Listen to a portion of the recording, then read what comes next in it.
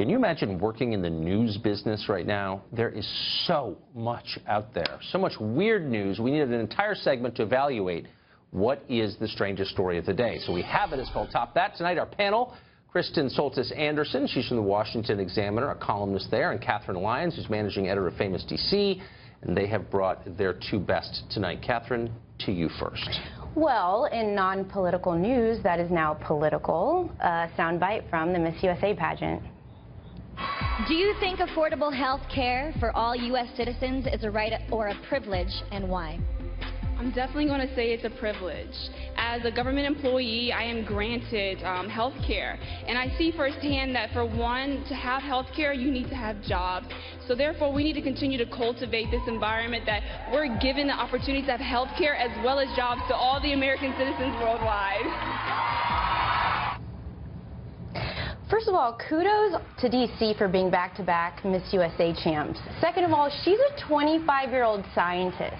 She works at the U.S. Nuclear Regulatory Commission.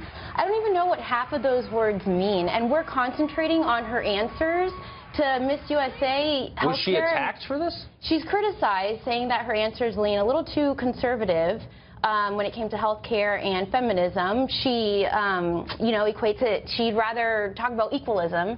She used the word transpose. I mean, that's got to be points in Scrabble, right?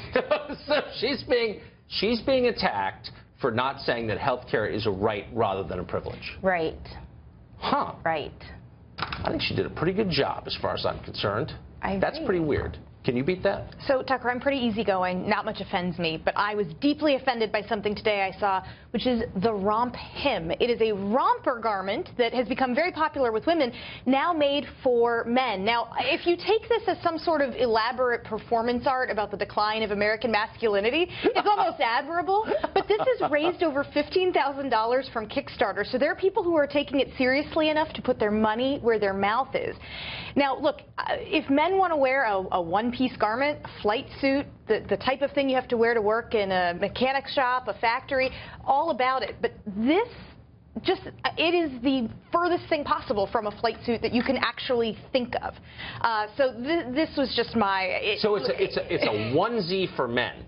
A short onesie for men. That, and are I think, men is a key actually distinction. buying it? Well, that's what. If this had just been a joke, I would say, okay, haha, funny. But it has raised over $15,000 on Kickstarter from people who would like to purchase one in hopes that it is the fashion trend of the summer for men. I'm going to have to believe that the people spending money on this on Kickstarter are doing so ironically.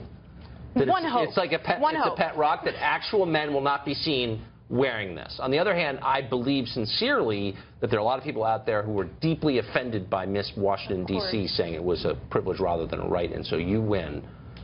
But you come back when you see people on the street wearing the onesie. Okay. We'll do a whole segment on that. Fantastic. And it'll be more in sorrow than in anger, I can promise you. Thank you both very much.